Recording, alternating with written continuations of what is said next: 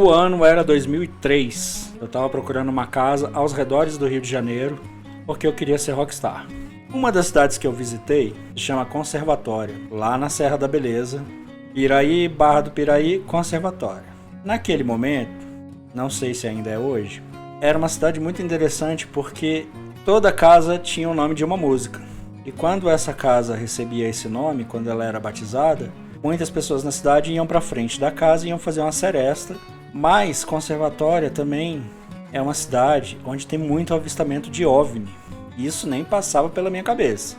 A irmã do meu avô, tia Lenita, morava em Conservatória e me deu abrigo lá por uns dias para ver se era isso mesmo que eu queria, morar lá.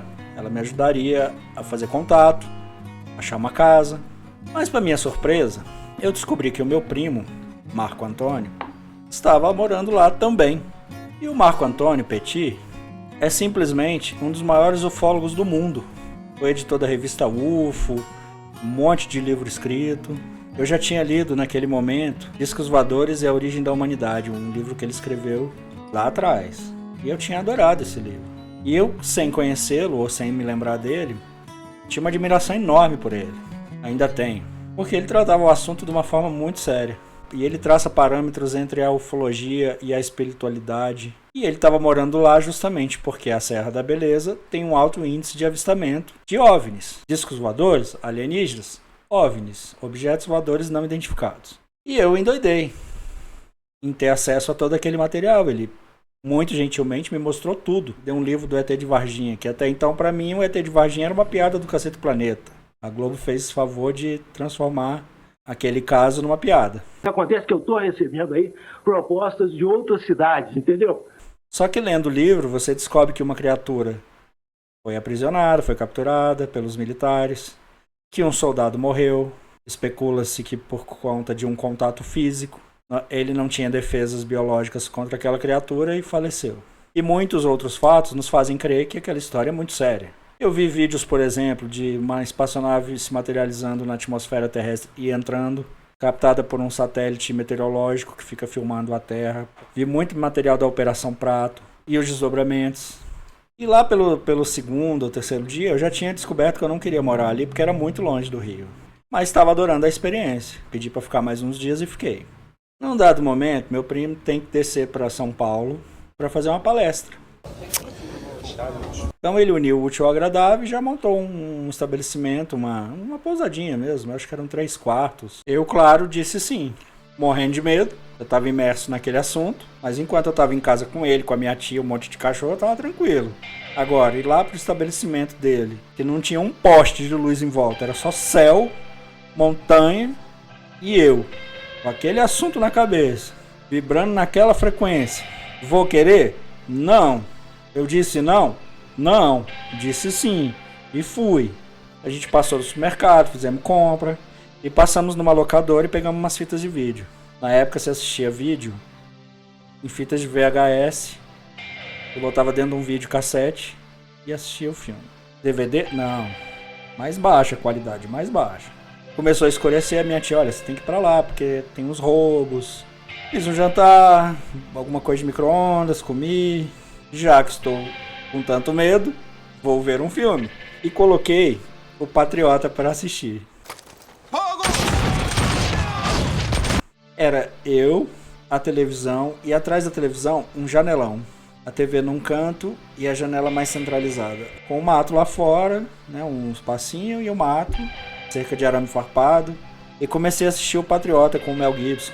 Lá para os 30 minutos de filme, eu noto que tem alguém lá fora me olhando. Sabe quando alguém fica te olhando e você sente a vontade de olhar de volta? Então, tinha alguém me olhando. Era um ser quase branco, com olhos muito pretos, muito grandes, e o rosto dele tinha uma forma de um losango. Não perfeito, né? Pra você não pensar que é um negócio muito quadrado. Na forma de um losango, em pé. E aquela criatura ficou me olhando. E eu simplesmente paralisei. Eu perdi todos os movimentos. Todos os movimentos. Eu não conseguia mexer um dedo. Não conseguia. Sendo que a minha reação natural ao medo é uma reação física, bruta. Se eu ficar com medo de você, eu vou na sua direção. Se eu ficar com medo de um brinquedo no parque de diversões, eu entro dentro dele. Eu enfrento meu medo idiotamente desta forma. O cemitério é cheio de gente assim. Mas dessa vez eu paralisei. Eu não conseguia mexer absolutamente nada. E eu fiquei olhando para aquela criatura e ela olhando para mim. E quando eu percebi, o filme acabou. Tava subindo o letreiro. Foi a hora que eu comecei a retornar. Da onde? Numa crise de pânico, talvez. Eu comecei a retornar no letreiro do filme. Então, de 30 e poucos minutos de filme até o letreiro, eu apaguei. Eu não sei de nada. Eu acordei, ou retornei, ou qualquer coisa que você queira chamar, na mesma posição, sentado numa cadeira, de frente para aquela criatura. E ela estava lá.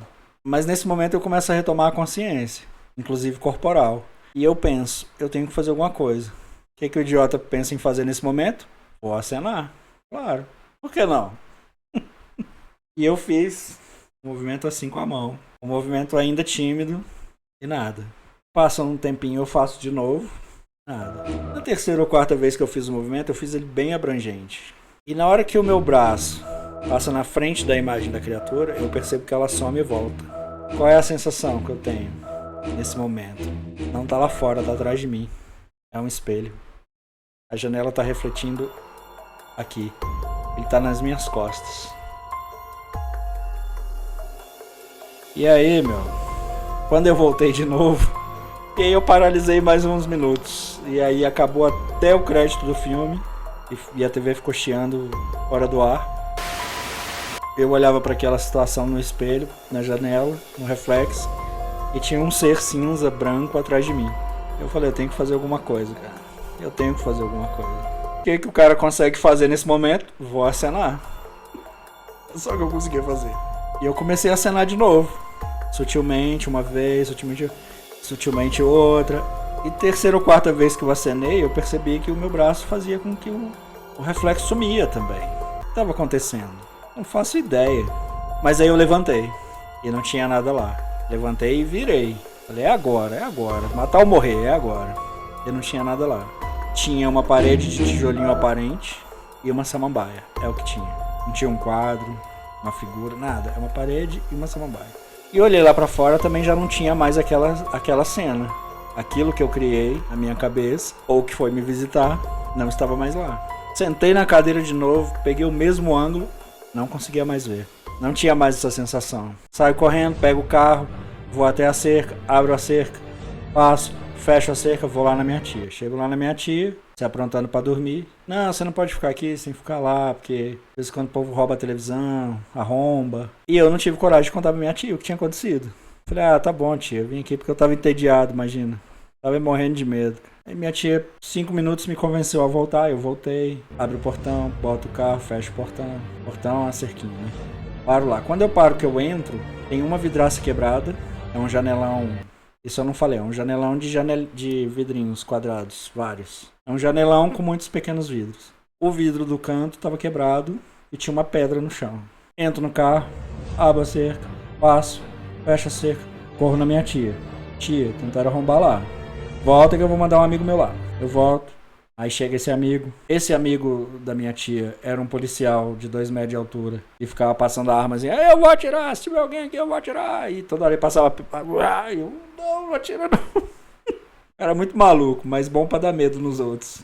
Eu tinha um tijorola que não fazia ligação, só recebia. Era um pré-pago. Como todo mundo na época. Agora, além de ter medo de ET, eu tô com medo do ladrão, né? No dia seguinte eu vou lá na minha tia e falo, tia, eu preciso ir embora. Aconteceu um negócio no Rio, fui chamado lá. Minha tia, mas eu preciso de você mais uma noite pra cuidar. Tia, eu não posso, tem que ir embora, desculpa. Eu confesso que foi muito feio o que eu fiz, muito feio. Porque eu deixei meu primo na mão, né? Ele contou comigo e eu nunca tive a chance de me desculpar. Espero que ele veja esse vídeo e entenda que eu tava em pânico. E que não tenha acontecido nada demais depois disso lá também. Fui embora. E aí o que acontece anos depois? O que eu herdei dessa experiência? Primeiro, essas minhas andanças pelo mundo, dormindo em estação, calçada, parque, eu sempre estou olhando para o céu. Sempre. Eu passo a vida olhando para o céu. Tem noites muito movimentadas no céu, tem noites que não acontecem nada. Mas sempre vejo muita coisa. Satélite passando, meteoro, flecha do nada, objeto que parece maior, a luz é meio central, de repente desaparece. Eu vejo coisa direto. O que é, eu não sei. Não faço ideia, não acredito em nada, só acredito quando eu encontrar, ouvir na minha frente, pegar na minha mãe e falar oi, tudo bom? E eu falar oi, tudo bom? E vamos ali conhecer minha nave, opa, vamos. Aí eu vou e aí eu falo que existe. Até lá eu só vejo luzes e movimentos e nada mais. A segunda é que eu encontrei algumas pessoas que gostam muito do assunto ao longo da vida. Para pouquíssimas eu contei essa experiência, mas eu contei isso para uma amiga que estuda muito esse assunto, mas é uma linha até divergente da linha que meu primo segue. Mas essa minha amiga disse, o segredo era a pedra. Eu tinha que ter pegado a pedra. Imagina, eu viajo com uma mochila, vou carregar uma pedra, mas... Porque de fato, a vidraça que foi quebrada é longe de qualquer fechadura. Não faço ideia porque o cara quebrou aquela janelinha ali. Não sei qual era o plano dele de arrombamento, mas ali ele não ia entrar. Então essa minha amiga disse que realmente essa história aconteceu, é verdade, eu fiz um contato e que o segredo era a pedra. Contato de 3º grau, diga-se de passagem. É que depois, estudando o assunto, eu descobri que essa espécie que tem esse tipo de coloração e esse tipo de rosto é o tal do Grey, que virou meio que a forma mais conhecida de alienígenas que o cinema, e é baseado nessa figura, que essa figura é cientista, e o governo americano desenvolve tecnologia reversa das naves que caíram, mas com a ajuda desses caras, eles é que ajudam a desenvolver a tecnologia que deu um salto nos últimos anos com eles, em troca de exploração e pesquisa. A eles é atribuído o lance da abdução, são eles que abduzem para estudar. Não sei por que eles estudariam vacas e alguns homens, mas tudo bem. Devem ter suas razões. Ou vaca é só para fazer um churrasco, talvez. Eu faria isso. E que eles são desprovidos de sentimentos. Eles são só cientistas, quase robotizados. Cumprem lá o seu destino e as suas ordens, ou sei lá o que. É por aí. Você acredita que existe? Você acredita que eles nos visitam? Você já foi abduzido?